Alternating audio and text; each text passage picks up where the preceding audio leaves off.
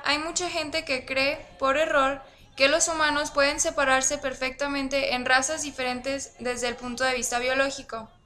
Muchas civilizaciones antiguas efectuaron distinción entre grupos sociales basadas en los diferentes colores de piel, generalmente según el tono más oscuro o más claro.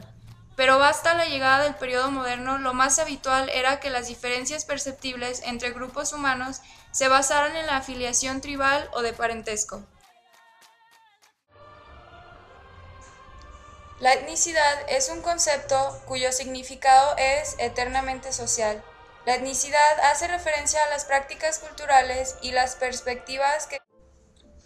Hay diversas características que pueden servir para distinguir a unos grupos étnicos de otros, pero las más habituales son la lengua, la historia, la ascendencia, la religión y las formas de vestirse o adornarse. El conflicto étnico.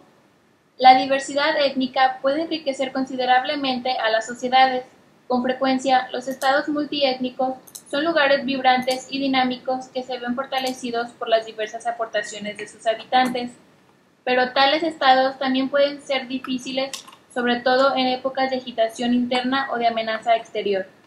La limpieza étnica conlleva el traslado forzoso de ciertas poblaciones mediante la violencia, el acoso, las amenazas y las campañas de terror. El genocidio, por él, describe la eliminación sistemática de un grupo étnico o manos de otros. Grupo minoritario. En sociología, los miembros de un grupo minoritario se encuentran desfavorecidos en relación con la mayoría de la población. En consecuencia, es frecuente que los sociólogos utilicen el término minoría de una forma no literal, para referirse a la posición subordinada de un grupo dentro de la sociedad más que su representación numérica. En realidad, hay muchos casos en los que una minoría es realmente la mayoría. Prejuicio y discriminación. El concepto de raza es moderno, pero el prejuicio y la discriminación han sido comunes en la historia humana. El prejuicio alude a las opiniones o actitudes que tienen los miembros de un grupo respecto a otro. Las ideas preconcebidas de una persona prejuiciosa suelen basarse en rumores. Alguien que tiene prejuicios contra un determinado grupo se negará a escucharle de forma imparcial. Los prejuicios se basan en estereotipos, que son caracterizaciones fijas e inflexibles de un grupo de personas.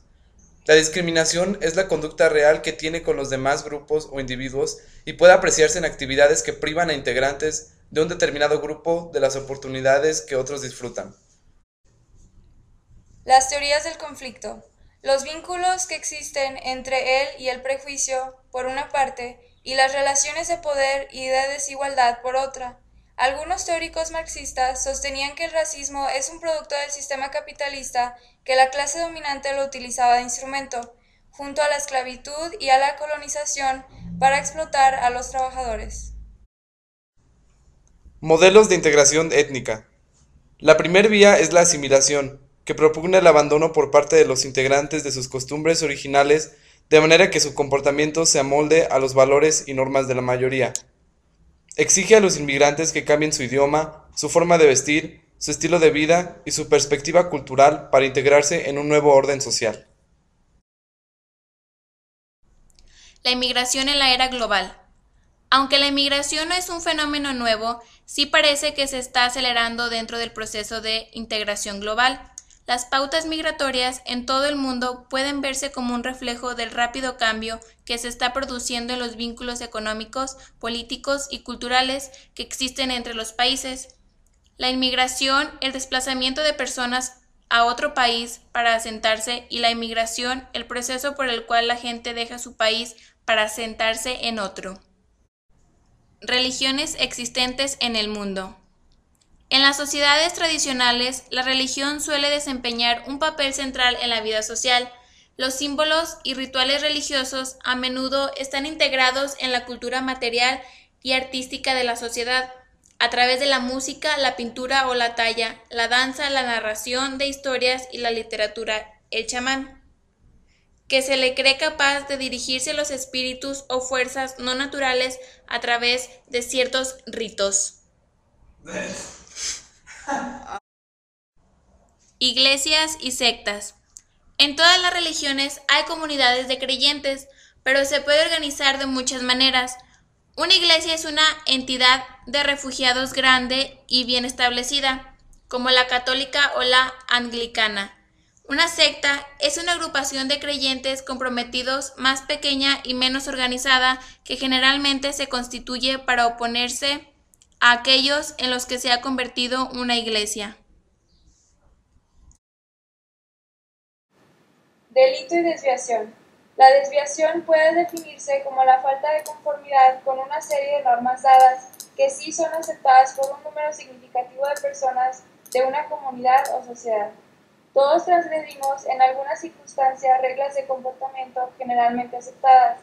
Generalmente cumplimos con las normas sociales porque, como resultado de la socialización, estamos acostumbrados a hacerlo. Las sanciones informales son reacciones menos organizadas y más espontáneas ante la falta de conformidad. Las sanciones formales son aplicadas por instituciones o por determinadas personas para asegurar que se cumplan una serie particular de normas. En el estudio de la delincuencia y de la desviación participan dos disciplinas diferentes pero relacionadas.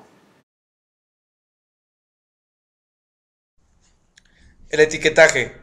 Las etiquetas utilizadas para crear categorías de desviación expresan la estructura de poder de la sociedad. Por lo general, las reglas que definen la desviación y los contextos en los que se aplica las definen los ricos para los pobres, los hombres para las mujeres, los mayores para los jóvenes y las mayorías étnicas para las minorías.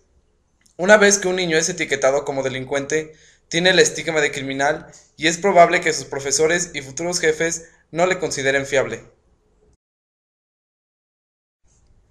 Las identidades desviadas se producen a través del etiquetaje y no mediante motivaciones o comportamientos desviados. El comportamiento desviado es aquel al que la gente cuelga esa etiqueta. La forma de vestir y de hablar o el país de origen pueden ser factores claves a la hora de determinar si se aplica o no dicha etiqueta. En esos casos, la etiqueta puede convertirse en algo esencial para la identidad personal y hacer que el comportamiento desviado continúe o se intensifique. Los delitos contra las mujeres. La violencia doméstica, el acoso, la agresión de tipo sexual y la violación son crímenes en que los hombres utilizan su superior fuerza social o física contra las mujeres. Muchas razones para que una mujer opte por no denunciar a la policía actos de violencia sexual prefieren decir que no han sido violadas o bien desean quitarse de la cabeza el suceso.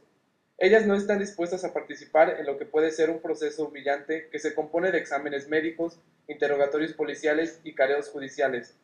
Los procedimientos judiciales son públicos y la víctima debe estar cara a cara en presencia del acusado.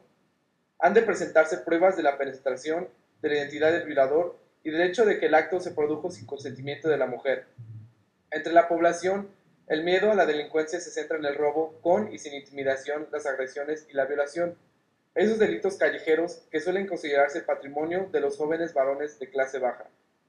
La decadencia moral que reina entre los jóvenes y subrayan problemas como el vandalismo, el absentismo escolar y el consumo de drogas como ejemplos del aumento de la permisibilidad social. El crimen organizado. La expresión crimen organizado denomina ciertos tipos de actividades que presentan muchos rasgos de los negocios convencionales, pero que se basan en transacciones ilegales. En el crimen organizado se encuadran el contrabando, el juego ilegal, el tráfico de drogas, la prostitución, el robo a gran escala y las formas de protección mafiosa, entre otras actividades.